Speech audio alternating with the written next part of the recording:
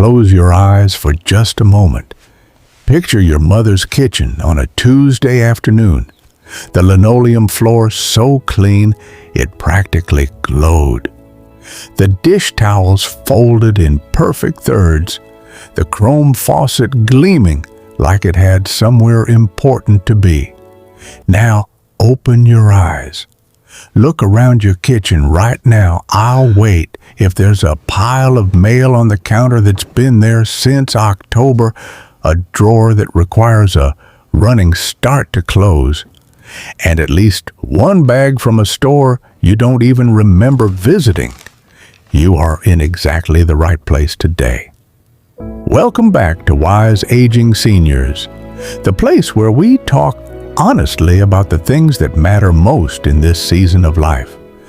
I'm so glad you're here because today's conversation is one I think many of us have needed for a long time. We're talking about clutter. But more than that, we're talking about the guilt wrapped around it. That quiet, persistent feeling that somewhere along the way you dropped a standard your mother and grandmother held effortlessly. By the time this video ends, I want you to understand exactly how we got here and why it was never the personal failure we've been treating it as. Some of what I'm going to share will make you nod. Some of it might genuinely surprise you. And honestly, a few parts are just a little funny once you see the full picture. Let's go. Let me tell you about a woman I'll call Dorothy. Dorothy was born in 1928. By 1952, she was married, living in a 950 square foot house in suburban Ohio, and raising 3 children under the age of 7. Dorothy's kitchen floor was something to behold. Neighbors talked about it. Her sister-in-law brought it up at Thanksgiving, not always kindly. Every single morning, Dorothy mopped that floor. Not a quick once-over, a full on-her-knees situation. The kind that involved 2 buckets and a very specific vinegar solution she'd inherited from her mother. And her mother had inherited it from hers. On Fridays, she polished the stove until it reflected her face back at her. On the last Saturday of every month, she took down every curtain in the house, washed them by hand, starched them, and rehung them before her husband came home for supper. She did all of this in a house with 1 bathroom, 1 closet per bedroom, and a kitchen the size of most of our current walk-in pantries. Now, did Dorothy have superhuman discipline? Some secret generational gift for homemaking that skipped the rest of us entirely? No. Dorothy had 950 square feet and 9 outfits. That's the part of the story that almost never gets told. Dorothy wasn't making this up as she went along either. The homemaking culture of the 1950s ran on a published schedule, an actual, documented, widely distributed weekly system that women followed with the precision of a military operation. Monday was laundry. Tuesday was ironing. Everything. Shirts, tablecloths, pillowcases. Wednesday was the living room and dining room. Thursday was the bathroom, from tile grout to mirror glass. Friday was the kitchen floor and the polished stove. Saturday was a full dusting and walkthrough of every room before Sunday rest. And spring cleaning wasn't a figure of speech. It was a multi-week event that involved moving every piece of furniture away from the walls, washing every painted surface from ceiling to baseboard, and airing out every textile in the house. One sociologist described the era's expectations in a single line that I think about often. She said cleanliness was a mark of respectability, and sitting down was only acceptable in the evening. Sitting down required permission from the clock. Now, Some of you are nodding right now because you remember this world. Some of you were Dorothy. Some of you grew up inside Dorothy's house.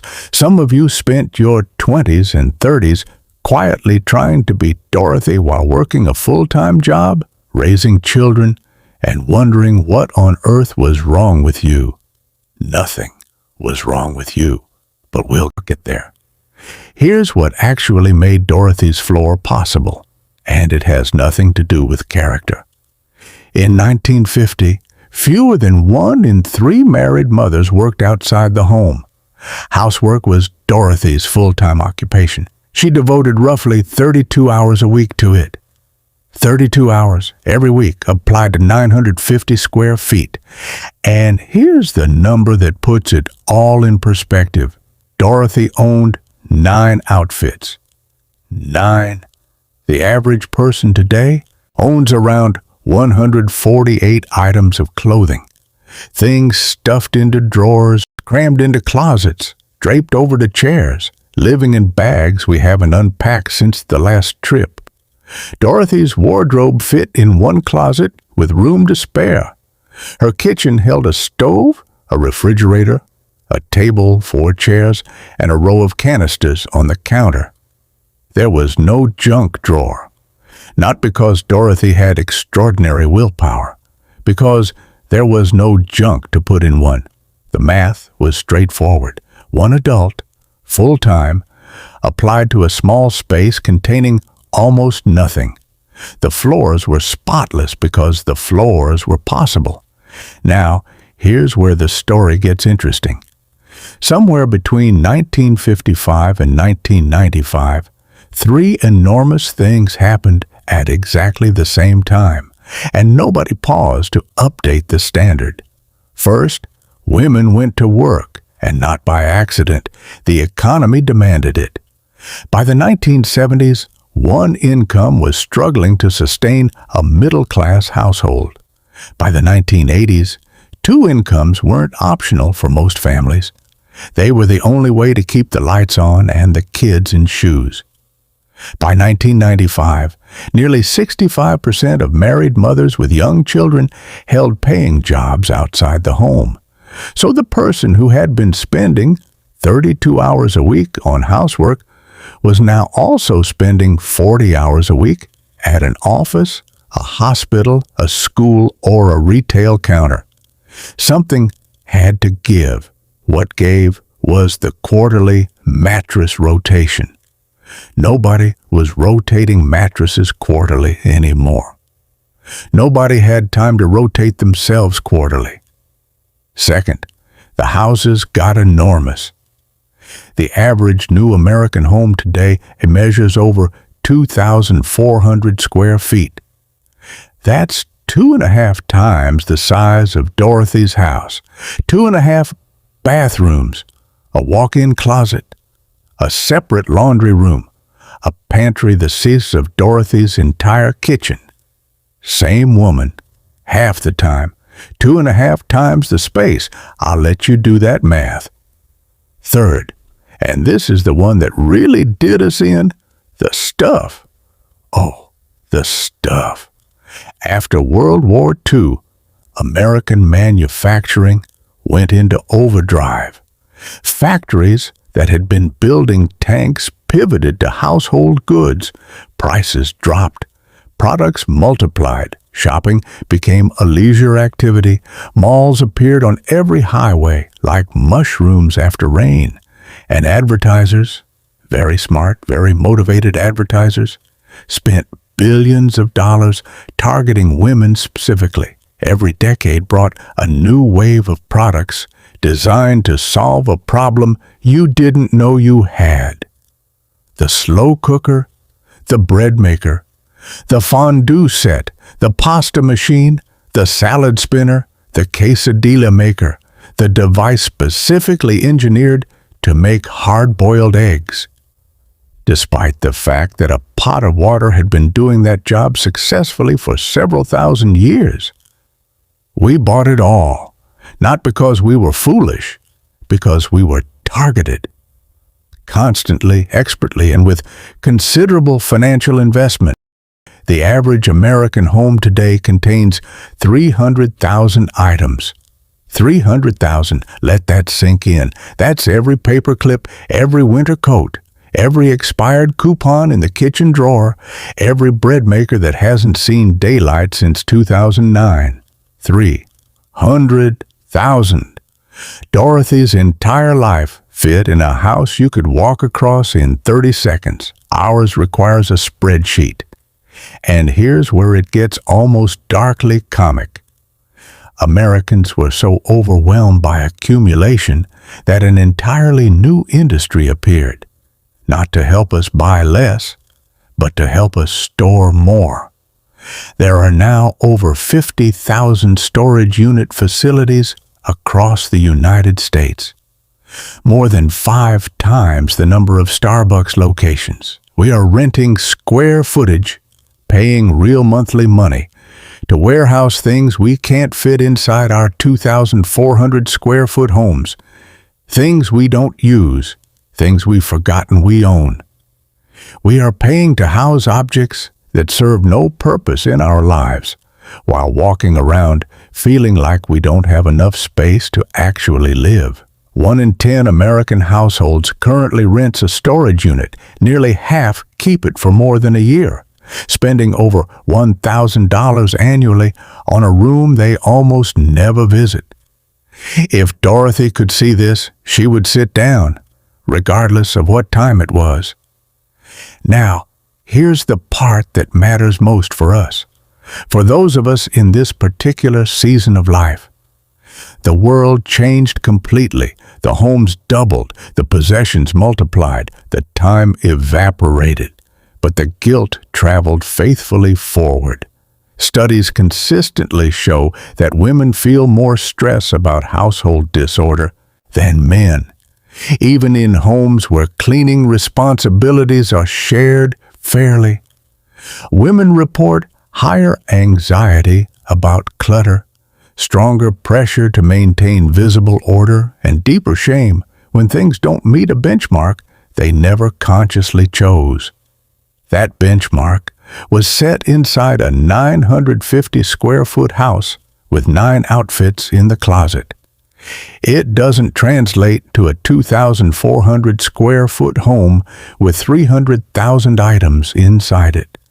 But the feeling persists anyway, passed down like a recipe nobody wrote on a card, but everyone somehow remembers. So let me say this as plainly as I can. You are not Dorothy. You were never meant to be Dorothy. Dorothy herself, if she were alive today, could not be Dorothy in your house with your life. The conditions that made her floor shine no longer exist. What you've been measuring yourself against is the memory of a system that required a completely different world to function. You didn't fail the standard. The standard was never built for your life. Let's talk about Marie Kondo for a moment. In 2014, a Japanese organizing consultant published a book with one central idea. Pick up each item you own, ask whether it sparks joy, and if it doesn't, thank it and let it go.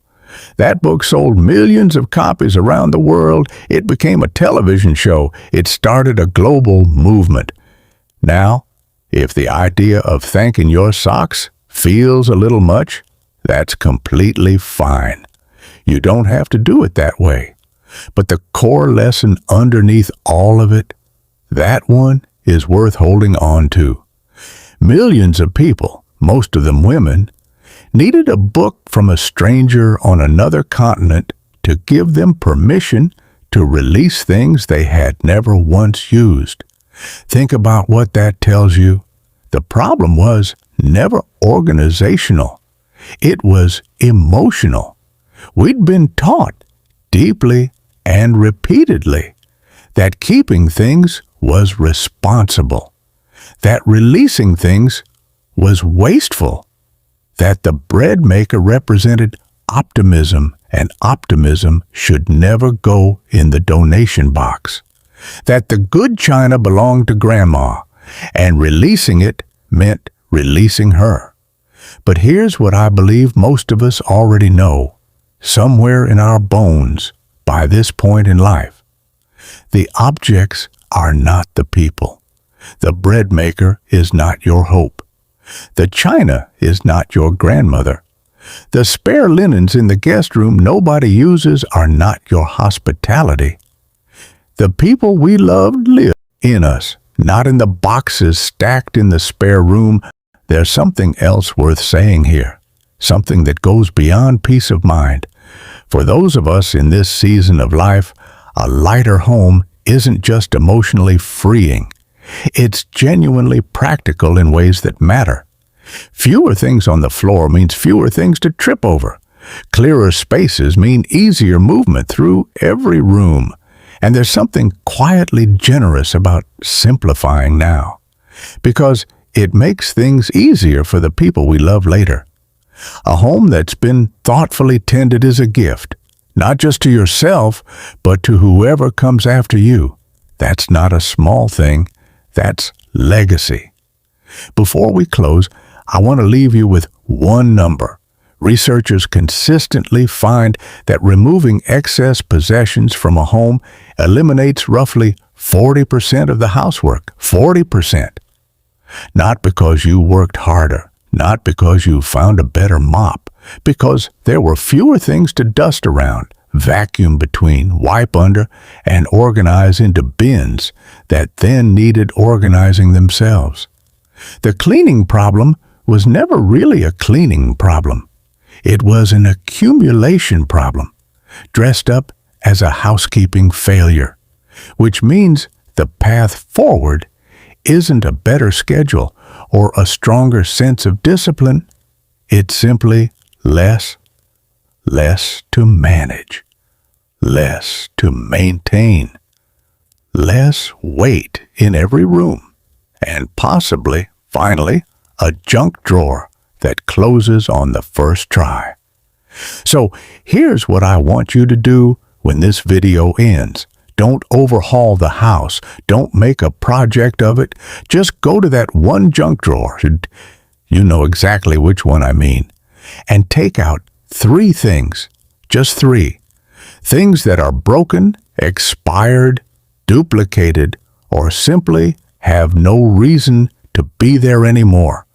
That's it. 3 things, not because it'll transform the house tonight, but because every act of intentional releasing builds on the one before it. And that first small win, it feels better than you'd expect. Dorothy's kitchen floor was spotless, genuinely, beautifully spotless.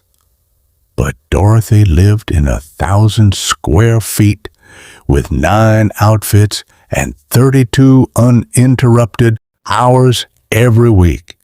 We live in a different house now, in every sense of those words. And the real question, the one actually worth asking in this season of your life, was never about the mop. It was always about this. What is this home for? And who gets to feel at peace inside it? You have carried more than enough for long enough. This season belongs to you. Let the things that no longer serve you go. Let the guilt that was never yours go right along with them, and make some room, real room, for the life that's still ahead. Take care of yourself. I'll see you in the next one.